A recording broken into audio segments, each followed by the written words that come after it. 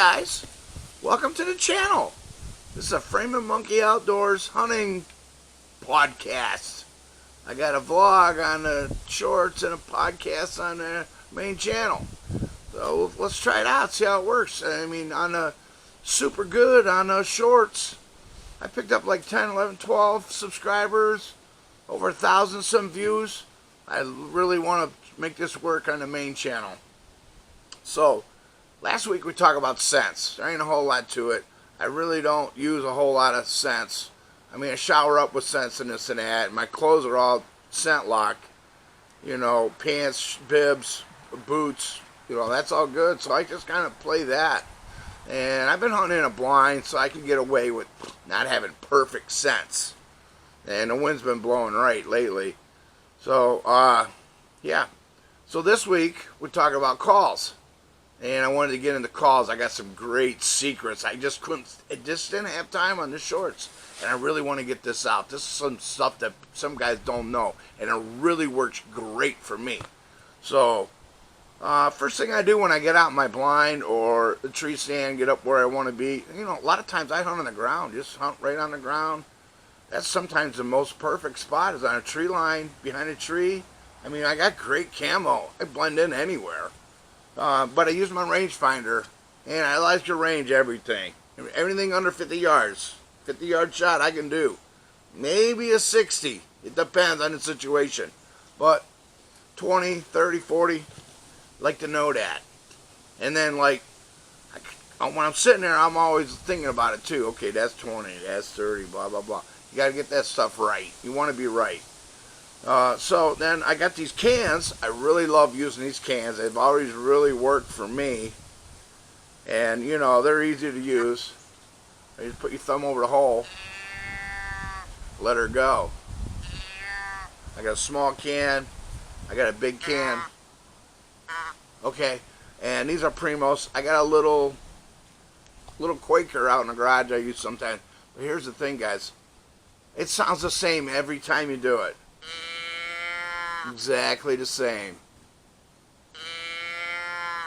So I come up with this little trick. Okay? You just blow into it a little bit.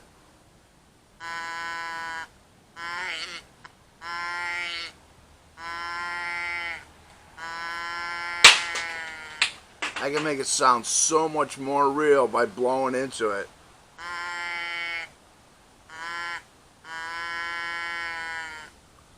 It works good. Nobody knows that trick, you guys. Don't tell nobody. Alright, so I got that. And then a grunt call. This is a Primos one. It's got the snort wheeze on it. I always cover it up. Let it come out soft and then get loud.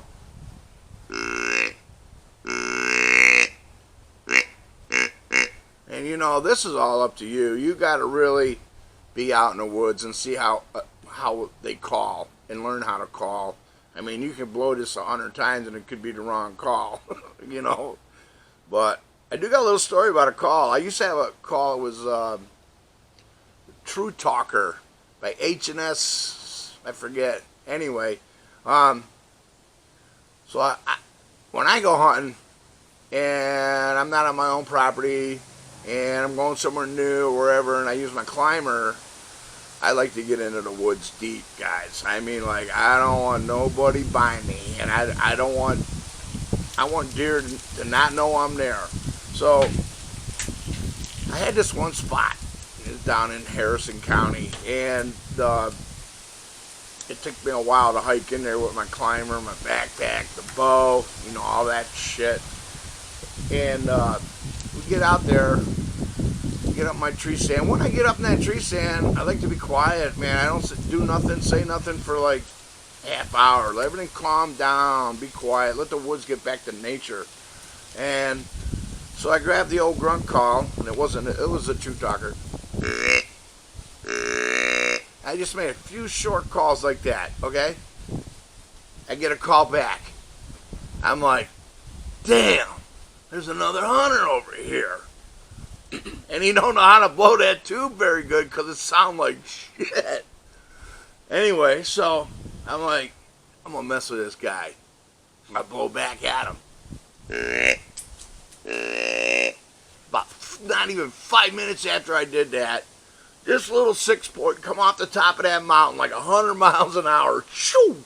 Shot right past my tree stand. I'm like, holy shit. And then all of a sudden, right here, behind him was a nice 8-point buck. Whack! I whacked him, and he was done right there. He fell, rolled down the hill a little bit, and died right at the bottom of my tree that I had the tree stand in. That was kind of crazy. And I just had to sit there and wait for him to die for a half hour. And that was one of my first bucks I got, and he was a pretty nice one. But the grunt call, it brought him right in. And here I thought the other hunter was bad.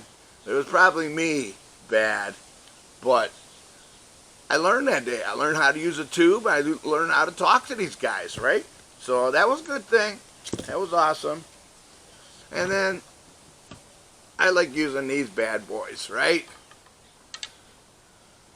This would have been a nice 10-point. It was a shed. And this was a roadkill. He's just a little 6. But I used 2 different size antlers for a reason. He gives me that tone. A little guy and a big guy. Little guy and a big guy. And at the beginning of the season, I just barely hit him, you know. You deer can hear this. They can hear that a mile away. So I just hit this a couple times, put it away. And I wait like maybe half hour, 20 minutes, and I'll do it again. You know, and later in the season, I'll really hit it hard. I mean, there's sometimes I crack these babies together and, you know, and work them like they're stuck and they're trying to get apart. These are awesome, guys. These have never let me down. I got a little story on these guys, too. One time I was hunting. I didn't see shit all morning, right? All of a sudden, 2 does showed up. And I'm like, I ain't shooting no does right in the middle of the rut. And they're browsing around, you know, and this and that, and they kind of disappeared. I didn't see them. I knew they were there, but I just couldn't see them. And I hit the antlers. This buck came in. I seen him the night before. I knew he was big. He came in, and the first thing he did was run right to them does. Check them does. Check them does. Check them moving around, running. He was in a panic. He thought somebody else was moving in on his territory. There was a trail, 2 trails, one about 25, one at 50. I'd seen him run down that trail the night before, 50 yards, and I thought it was too far. I had to range find it again before I went home. I said, man, that's a 50-yard shot. I couldn't make that shot. So that next morning, after he checked them does, he went down that 50-yard trail. I had an opening like this. I stopped him right there, and then took a second. That it was so there arched right up, came right down, and poof, just disappeared in his chest. He only went about another 50 yards. He was done. It was a big, beautiful 9-pointer. Yeah, that was sweet. It was in those sticks, so man, it took us a lot to get him out of there.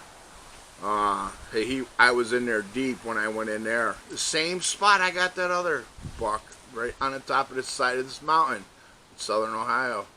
Yeah. So what we ended up doing was my buddy had a boat. The lake was right there. The edge of the mountain come down the lake. Went and bought his boat, went across the lake. We threw the deer in the boat, went back across, and then it wasn't that bad of it to get him out of there. He was in thick prickers, you know. Yeah. Yep. All right, so, and then we got Jane. We almost forgot about Jane. She's awesome. I mean, just the other day, she had a doe that came in. She was standing over a corn pile, and that other doe wanted to hit that corn pile. She came around. The 2 does were like 2 foot apart, nose and nose.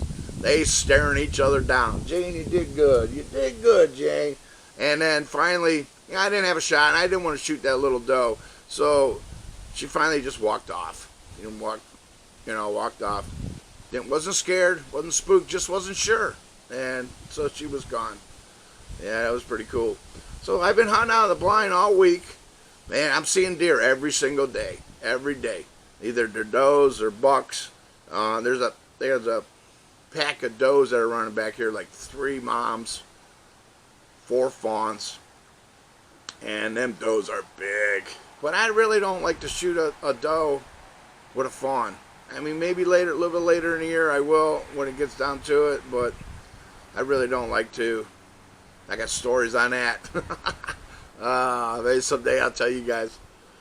So, alright, well, I guess that's about it on this one. Thanks for watching, guys. Check out some of my other videos I got going on in this channel. I try to put out one every week, and it's doing good, but it ain't great. We're getting a lot of new subscribers with this new hunting videos, and I love talking hunting, man. I can do it all day. So, you guys, just remember, laying on the couch, ain't gonna put meat in the freezer. Aim small, miss small. I'll see you guys next week. We'll see how it works out. Hopefully I see you guys next week.